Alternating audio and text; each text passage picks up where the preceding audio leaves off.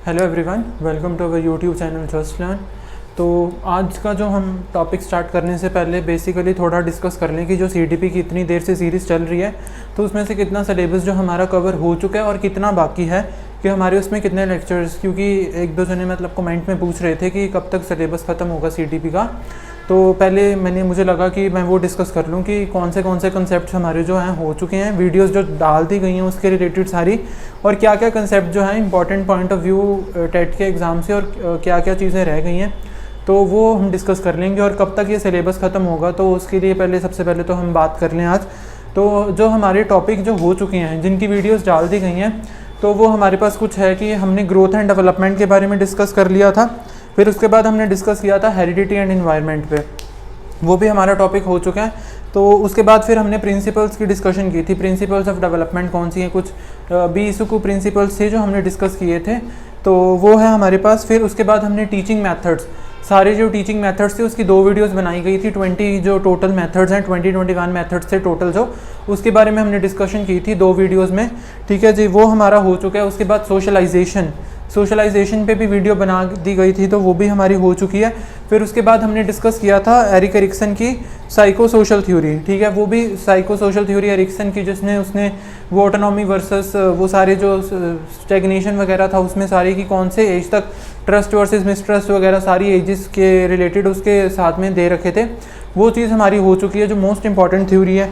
ठीक है, फिर उसके बाद हमने जो डिस्कस किया था हमने वो तीनों थ्योरीज, जो जीन पियाजे की थ्योरी है, वाइगोस्की की सोशल कल्चर थ्योरी थी, कोलबर्ग की मॉरल डेवलपमेंट थ्योरी थी, ये तीनों थ्योरीज के बारे में हमने अलग अलग वीडियोस डाल दी थी। उसके बाद हमने उसके क्वेश्चन आंसर भी डिस्कस किए थे। ठीक है जी, फिर उसके बाद हमारे पास जो इंटेलिजेंस की बात की थी हमने, ठीक है, इंटेलिजेंस की बात की, फिर हमने थ्योरीज की थी इंटेलिजेंस की, चाहे वो यूनिफैक्टर थ्योरी थी और 2 फैक्टर थ्योरी थी। फिर उसके बाद हमने मल्टीपल इंटेलिजेंस की बात की थी, जो गार्डनर की थ्योरी हमने की थी।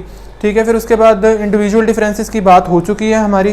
ठीक है, फिर और चाइल्ड सेंटर्ड की एजुकेशन की बात की और प्रोग्रेसिव एजुकेशन की बात की। फिर हमने उसके बाद इंक्लूसिव एजुकेशन की बात कर ली थी। फिर उसके बाद जो हमारी लास्ट वीडियो हमने डाली थी वो डिसेबिलिटीज़ पे थी और जो RPWD एक्ट था उसके बारे में डिस्कशन की थी। तो 1 2 3 4 5 6 7 8 9 10 11 17 to 18 कंसेप्ट जो है हमारे कंप्लीट हो चुके हैं सीडीपी के। तो कुछ कंसेप्ट जो रह गए हम उसका पहले बता दूं मैं कौन से कंसेप्ट रह गए और कितना जो है कि क्या हिसाब है। तो सबसे पहले तो हमारी जो रह गई है कि हमने इमोशनल डेवलपमेंट वाला जो पार्ट करना है अभी, इमोशनल डेवलपमेंट। फिर उसके बाद उसकी कुछ थ्योरीज हैं, ठीक है, थ्योरीज ऑफ इमोशनल डेवलपमेंट। ठीक है, फिर उसके बाद जो हमारे पास रह गया है जो जेंडर के बारे में हमने पढ़ना अभी, gender as a social construct.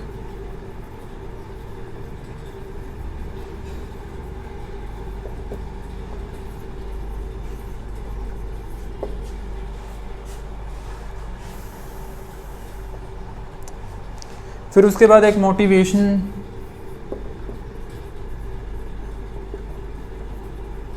का कंसेप्ट पढ़ा है, एक ब्रूनर की थ्योरी करनी है हमने। ठीक है जी, मोटिवेशन के बाद हमारा जो पढ़ा है पर्सनैलिटी की एक, फिर उसके बाद हमारे पास एक जो रह गया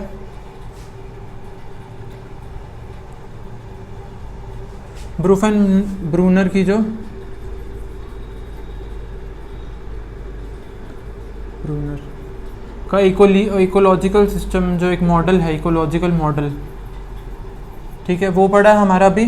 तो फिर उसके बाद एक इवैल्यूएशन पे वीडियो रहेगी हमारी एक।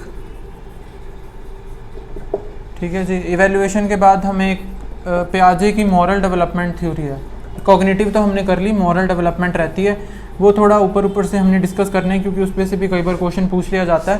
ठीक है जी, कोई एक आधा कंसेप्ट हमारा और रह गया होगा, कम से कम हमारे 10 कंसेप्ट जो हैं रह गए हैं जो सीडीपी के, और 15 to 16 कंसेप्ट जो हमारे कवर हो चुके हैं। तो ये कंसेप्ट हैं हमारे पास। मान के चलो कि रोज़ का एक कंसेप्ट भी अगर हमारा होता है तो कम से कम 10 दिन का सिलेबस। आज है 8, हमारे 18 तक जो कंसेप्ट है, मान मैक्सिमम 20 तक हमारे 20 अक्टूबर तक जो सारे कंसेप्ट्स हैं सीडीपी के वो ख़त्म हो जाएंगे हमारे, और उसके बाद फिर हम इसकी जो प्रीवियस ईयर पेपर्स हैं जो भी, तो वो डिस्कस करेंगे हमारे जो सीडीपी का। फिर उसी के बाद जैसे इंग्लिश का, इंग्लिश के भी हमारी काफ़ी वीडियोस जो हमने डाली हुई हैं, तो उसके बाद इंग्लिश का भी कुछ कंसेप्ट है जो पैडागोजिकल कंसेप्ट है, वो कोई ज़्यादा नहीं है इतना, ठीक है, तो वो भी उसकी भी कुछ 5-6 वीडियोज़ या मैक्सिमम 7 वीडियोज़ हैं जो और बनेंगी। तो मान के चलो कि ये आज हो गई है जी 8 हो गई है, तो 18 से 20 तक हमारा सीटीपी का जो सारे टॉपिक्स है कवर हो जाएंगे एक बार। फिर उसके बाद हम इसकी जो क्वेश्चन आंसर सीरीज़ है वो स्टार्ट करेंगे, और उसके बाद साथ में इंग्लिश का जो हमारा कंसेप्ट है वो चलता रहेगा, ठीक है जी। तो आज का हमारा जो काम है, हम जो आज डिस्कस करने वाले हैं वो हम ब्रूफन ब्रूनर की जो इकोलॉजिकल मॉडल है उसके बारे में जो है, ये मतलब कि इतना इम्पॉर्टेंट मॉडल हम कहें तो थोड़ा बहुत ये छोटा सा ही मॉडल है, मतलब थोड़ा ये मुश्किल मॉडल है, तो वैसे इतना पूछा तो नहीं जाता इसके बारे में, कई बार 1 से 2 मार्क्स एक नंबर का पूछ लिया जाता है, तो वो भी हमने क्यों छोड़ना। तो जो आज हम डिस्कस करेंगे तो वो हमारा रहेगा जी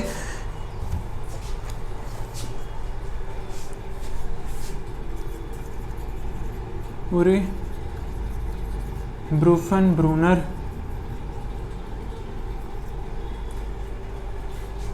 इकोलॉजिकल सिस्टम।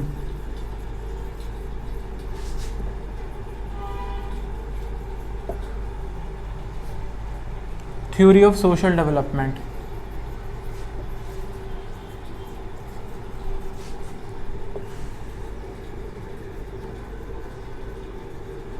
तो ये एक थ्योरी कह सकते हैं हम, एक सोशल डेवलपमेंट की थ्योरी है, ठीक है, और ये किसके द्वारा दी गई है, उरी ब्रूफन ब्रूनर का जो है एक इकोलॉजिकल मॉडल हम कहें तो। बात क्वेश्चन पूछ लिया जाता है कि इकोलॉजिकल मॉडल है जो किसके द्वारा दिया गया है, तो उरी ब्रूफन ब्रूनर जो नाम है उसका, तो ये क्वेश्चन पूछ लिया जाता है कई बार, ठीक है जी। तो ये एक इकोलॉजिकल मॉडल है, और इसमें क्या बात की गई थी, इसमें ये कहा गया था कि सोशल और इंडिविजुअल जो डेवलपमेंट है एक पर्टिकुलर इंडिविजुअल की जो, वो उसमें इन्वायरमेंट है जो उसका क्या रोल मतलब जो रहता है, और इन्वायरमेंट उसमें कैसे रोल प्ले करती है जो इंडिविजुअल को इन्फ्लुएंस करता है, ठीक है। बेसिकली ये थ्योरी किसकी है, सोशल डेवलपमेंटल की थ्योरी है ना, सोशल डेवलपमेंट की। सोशल डेवलपमेंट या इंडिविजुअल डेवलपमेंट, एक जो इंडिविजुअल है उसमें जो इन्वायरमेंट है वो कैसे इन्फ्लुएंस करती है, इंडिविजुअल की, उसके बारे में इस थ्योरी में बात की गई थी, ठीक है जी। और इस थ्योरी के जो 5 लेवल्स में बात की गई थी, इस थ्योरी को 5 लेवल्स में बांटा गया, और जो इसमें कहा गया कि सोशल डेवलपमेंट है जो वो 5 लेवल्स में बांट दी गई, कुछ सिस्टम्स बनाए गए थे इसमें। तो वो 5 लेवल्स कौन से हैं उसके लिए हम एक बात याद रखेंगे, MMEMC, ठीक है। तो अगर हम ये याद रख लें कि MMEMC है, तो ये हमारे 5 लेवल्स हैं उसका, भाई उसको याद करने का जो, क्योंकि वो एक सीक्वेंस में है, ठीक है, तो वो 5 लेवल्स को याद करने के लिए अगर हम याद रख लें MMEMC, ठीक है। तो सबसे पहला जो हमारा 5 लेवल्स की बात कर लें हम, कौन सी हैं, 5 लेवल्स की बात की। सबसे पहले है माइक्रो सिस्टम, ठीक है जी। सेकंड हमारे पास आ जाता है जी मीजो सिस्टम। थर्ड है जी हमारे पास एक्सो सिस्टम। फोर्थ है हमारे पास मैक्रो सिस्टम, और फिफ्थ हमारे पास है जो क्रोनो सिस्टम।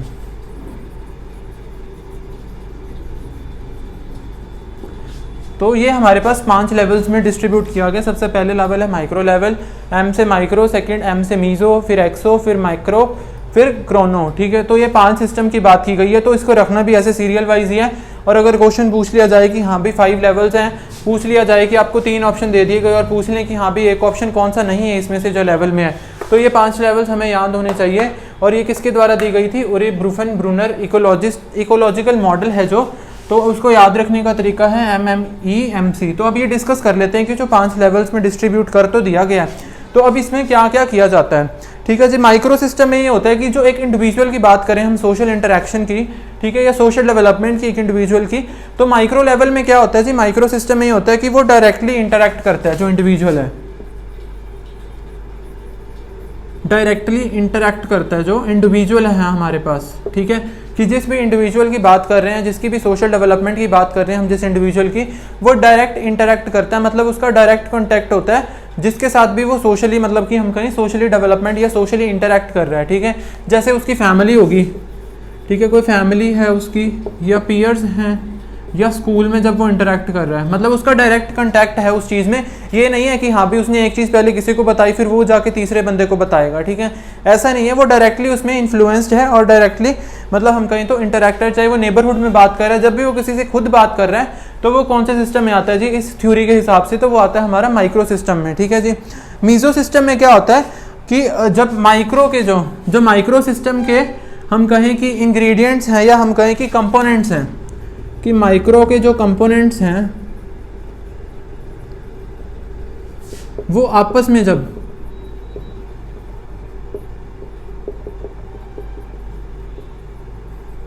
इंटरेक्ट करते हैं तो वो सिस्टम कौन सा जी, वो मीजो सिस्टम है, ठीक है। अब ये क्या कैसे समझाएं, सबसे बेस्ट एग्जांपल अगर हम कहें तो बहुत पुरानी एग्जांपल है कि मान लो कि माइक्रो कंपोनेंट्स में मैंने आपको कहा कि फैमिली और स्कूल है, ठीक है।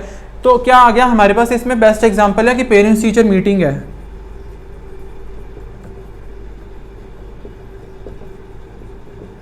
ठीक है जी।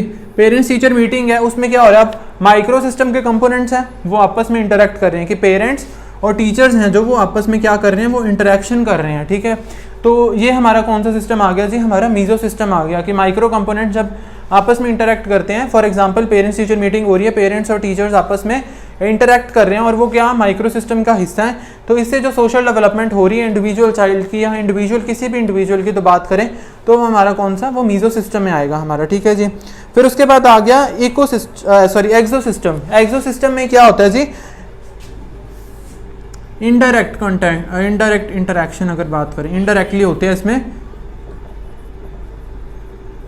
अब इनडायरेक्टली इंटरेक्ट या हम कहें कि इनडायरेक्ट इन्फ्लुएंस की बात करूं मैं इसमें, तो अब ये फॉर एग्जांपल की हम बात करें कि एक्सो सिस्टम में क्या कि बच्चे को मतलब कि इनडायरेक्टली इन्फ्लुएंस, ज़रूरी नहीं है कि उसकी वजह से वो चीज़ हो रही है, किसी थर्ड पर्सन की वजह से जब उसको कोई सोशल डेवलपमेंट हो रही है या सोशली वो किसी तरह मतलब कि वो जो कहते हैं कि इन्फ्लुएंस हो रहा है जब तो वो हमारा कौन सा सिस्टम आता है, वो हमारा रहता है जी एक्सो सिस्टम। फॉर एग्जांपल अगर मैं बात करूं कि पेरेंट्स का है, ठीक है, पेरेंट्स का कोई ये हो गया कि उनका कोई जॉब है तो वो ट्रांसफ़र हो रही है, ठीक है। अब मान लो कि वो अब यहाँ पे रह रहे हैं जी, कोई मान लो कि विलेज में रह रहे थे पहले या कोई स्मॉल सिटी में रह रहे थे, अब क्या है जी वो कुछ बड़ी सिटीज़ में जा रहे हैं, ठीक है। जैसे तो अगर दिल्ली मुंबई में मान लो कि उनका जो है ट्रांसफ़र हो गया, तो अब उसके सोशल जो एक इंडिविजुअल है जो बच्चा है उसकी जो सोशल डेवलपमेंट में भी फ़र्क आएगा कि हाँ भी जो पहले सिटी में रह रहा था उसकी सोशल इंटरेक्शन की जो मतलब कि कैपेबिलिटीज़ या कहें कि हम जो सिस्टम था वो अलग था, अब बड़ी सिटीज़ का अलग होगा। तो एक इनडायरेक्ट इन्फ्लुएंस कि वो नहीं चाहता था वो चीज़ करना बट उसको पेरेंट्स की वजह से वो चीज़ करनी पड़ रही है, तो एक इनडायरेक्ट इन्फ्लुएंस हो गया। तो उसकी बात हम किस में करेंगे जी, हम वो एक्सो सिस्टम में बात करेंगे। चाहे हम बात कर लें कि पेरेंट्स हैं, ठीक है, उसके ट्रांसफ़र है या सैलरी की बात करें हम, सबसे इंपॉर्टेंट रोल अगर मैं बात कहूँ तो सोशल मीडिया, जो सोशल मीडिया इसमें सबसे बेस्ट एग्जांपल है कि सोशल मीडिया से बहुत ज़्यादा इन्फ्लुएंस जो है इनडायरेक्टली बच्चों में पड़ता है, ठीक है। तो वो हमारा किस में आएगा जी, वो हमारा आएगा एक्सो सिस्टम में।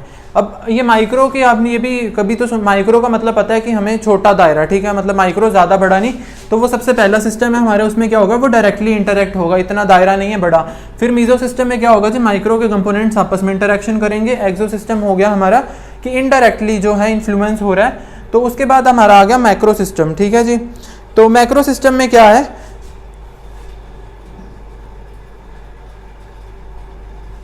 कि मैक्रो सिस्टम सभी जो मतलब सभी चीज़ें इन्फ्लुएंस करेंगे इसमें, चाहे कल्चर है हमारा, चाहे रिलीजन है, चाहे नेशन है, ठीक है, सारी चीज़ें जो अराउंड द इन्वायरमेंट एक इंडिविजुअल में है के अराउंड है, तो मैक्रो से हम मान सकते हैं कि बड़ा दायरा, ठीक है।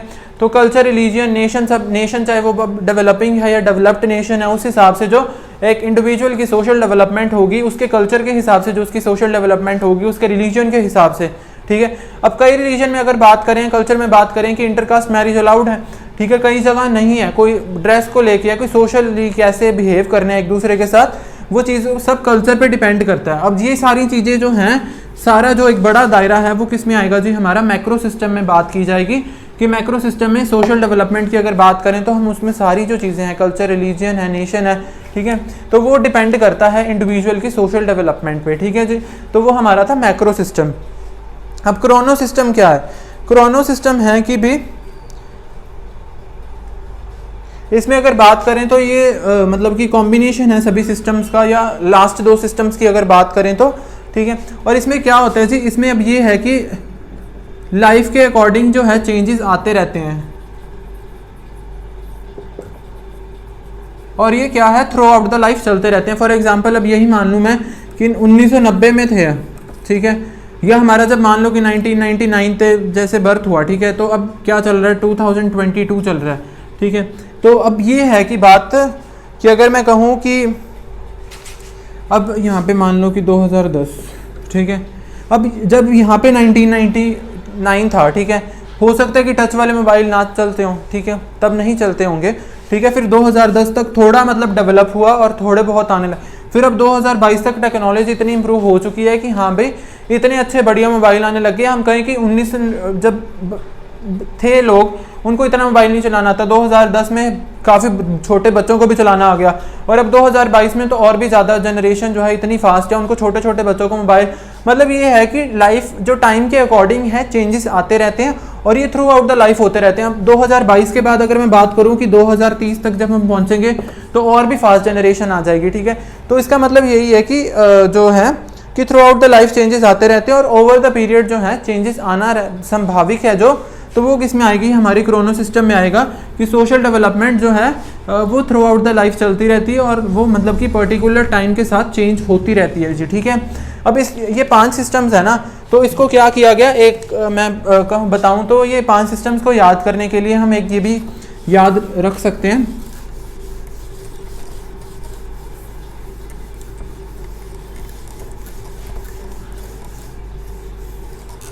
कि सबसे पहले मान लो कि ये इंडिविजुअल है,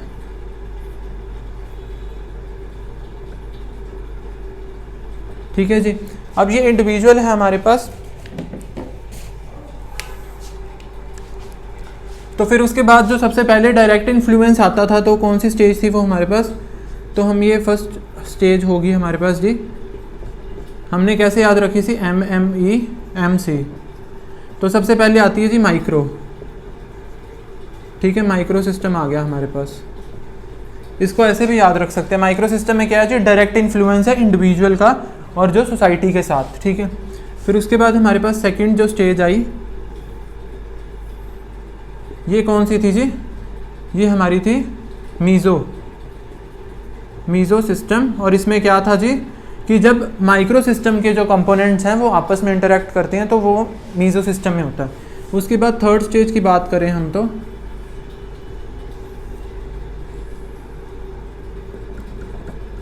थर्ड स्टेज थी हमारे पास एक्सो सिस्टम। एक्सो सिस्टम मतलब इनडायरेक्ट इन्फ्लुएंस, जैसे पेरेंट्स की बात या हमने ट्रांसफ़र की बात की, ठीक है जी। तो ये हमारे पास आ गया एक्सो सिस्टम। फिर उसके बाद हमारे पास फोर्थ जो स्टेज है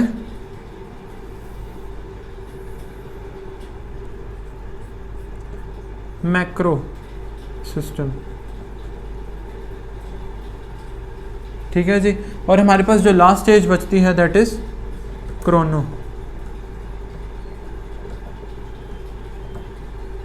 जो हम कह सकते हैं कि आखिरी 2 स्टेजेस को भी मिक्सअप करके तो मिक्स हो जाती है वो बीच में, ठीक है जी। तो वो क्रोनो सिस्टम है हमारे पास। मैक्रो सिस्टम मतलब इनडायरेक्ट इन्फ्लुएंस, जो मैक्रो सिस्टम की बहुत सारी चीज़ें जो इन्फ्लुएंस करती है, चाहे वो कल्चर है, चाहे हमारा रिलीजन है, चाहे वो हमारा नेशन है, ठीक है जी। और क्रोनो हो गया कि through out the life changes आते रहते हैं, जो सोशल डेवलपमेंट में भी जैसे टाइम के साथ चेंजेस आते रहते हैं। अब क्या किया गया, अब ये थ्योरी तो लिख दी गई बट इसके कुछ मतलब कि ये कहें तो हम क्रिटिसिज्म किए गए। अब वो क्रिटिसिज्म क्या थे जी, सबसे पहले तो ये था कि ये कहते हैं जी इन्वायरमेंट पे बहुत ज़्यादा फोकस किया इन्होंने सिर्फ इन्वायरमेंट पे ज़्यादा फोकस किया। जैसे हमने वो डिस्कस किया था कि सोशल डेवलपमेंट है जो अकेली इन्वायरमेंट पे नहीं है, एक पर्टिकुलर जो बच्चे की डेवलपमेंट है वो हेरिडिटी पे भी इन्फ्लुएंस करती है। बट इन्होंने क्या कहा, इन्होंने कहा कि जी इन्वायरमेंट पे ही ज़्यादा फोकस किया, तो ये क्रिटिसिज्म रहा इस थ्योरी का, ठीक है जी। और सेकेंड जो इन्होंने बात की थी कि कॉम्प्लिकेटेड लेवल्स बनाए, भाई ये जो लेवल्स हैं लास्ट वाले, तो खास करके जो क्रोनो सिस्टम है जो बहुत कॉम्प्लिकेटेड लेवल जो है डिज़ाइन कर दिए गए, इस थ्योरी को समझना मुश्किल हो गया था, ठीक है जी। तो ये कुछ क्रिटिसिज्म की बात करें। अब इसका हम ये कहें कि एजुकेशनल इम्प्लीकेशंस क्या है। एजुकेशन इम्प्लीकेशंस की बात करें कि एजुकेशन में इसका क्या रोल है, तो सबसे पहले तो हम ये कह सकते हैं कि जो एक इंडिविजुअल है, जो चाइल्ड है, ठीक है, उसकी नरिशिंग या हम केयर की बात करें, ठीक है, उसकी केयर की ज़रूरत जो है पड़ती है। और हम ये भी कह सकते हैं कि टीचर को उसके सोशल डेवलपमेंट पे जो फोकस करना चाहिए उस हिसाब से जो इसकी एजुकेशनल इम्प्लीकेशन हमारे पास बनती है। ठीक है जी, तो ये कुछ थी जो एक छोटी सी थ्योरी थी बट थोड़ी कॉम्प्लिकेटेड है सॉरी। और इसमें से मतलब कि एक आधे नंबर का कई बार क्वेश्चन पूछ लिया जाता है, तो इसको करना ज़रूरी था, छोटा सा टॉपिक था। तो बेसिकली आप ये 5 स्टेप्स को, लेवल्स को याद रखें और इसका जो एक सिस्टम है इसको ऐसे भी याद रख सकते हैं तो इजी रहेगा। MME MC, और ये किसके द्वारा दिया गया था, और इकोलॉजिकल मॉडल था। ठीक है, और इसके क्रिटिसिज्म की बात करें तो ये 1-2 क्रिटिसिज्म हो सकते हैं इसके, और एजुकेशनल इम्प्लीकेशन आगे 5 सिस्टम है। इसमें पता होना चाहिए कि माइक्रो सिस्टम, मीजो सिस्टम, एक्सो सिस्टम, मैक्रो। माइक्रो मतलब डायरेक्ट कॉन्टैक्ट, मीजो मतलब कि जब माइक्रो के जो कंपोनेंट्स हैं वो आपस में इंटरेक्ट करते हैं। एक्सो सिस्टम हमारे पास हो गया इनडायरेक्ट कॉन्टैक्ट। मैक्रो मतलब जब बहुत सारी चीज़ें, चाहे कल्चर है, चाहे वो नेशन है, चाहे वो हमारा रिलीजन है, जब वो इफेक्ट करता है। और क्रोनो सिस्टम मतलब थ्रू आउट द लाइफ जो चेंजेस आते रहते हैं हमारे, कि टाइम के साथ चेंजेस आना स्वाभाविक है। जैसे अब मैंने आपको एग्जांपल दी थी कि फ़ोन जब ये कम चलाते थे, फिर अब छोटे बच्चों को भी चलाना आ गया, और अब जनरेशन और भी फास्ट है, और आगे जाके इससे भी ज़्यादा फास्ट हम या टेक्नोलॉजी की बात करें तो। ठीक है जी, तो ये 5 सिस्टम है, कुछ क्रिटिसिज्म है, इसकी एजुकेशनल इम्प्लीकेशंस है। तो अब ये मैंने आपको पहले भी जैसे वीडियो के पहले बता दिया कि हमारा क्या क्या टॉपिक्स जो हमारे कवर हो चुके हैं। अराउंड 15 to 16 टॉपिक्स कवर हैं, आज एक टॉपिक और कवर कर लिया हमने। ठीक है जी, तो कुछ 5-6 टॉपिक्स 8 टॉपिक्स रहते थे, तो वो भी हमारे कुछ कंप्लीट हो जाएंगे। 10 टॉपिक्स जो रह गए हैं हमारे, एक हो गया तो 9 रह गए हैं। फिर उसके बाद हम इसकी जो क्वेश्चन आंसर की सीरीज़ है वो कंटिन्यू करेंगे, फिर साथ में इंग्लिश का भी जो पैडागोजी है वो भी कंप्लीट करेंगे हम। ठीक है जी, तो आज के लिए बस इतना ही था। अगर आपको वीडियो पसंद आई हो तो उसे ज़रूर लाइक कर लें, तो और अगर हमारे चैनल पे नए हो तो हमारे चैनल को ज़रूर सब्सक्राइब कर लें। Thank you.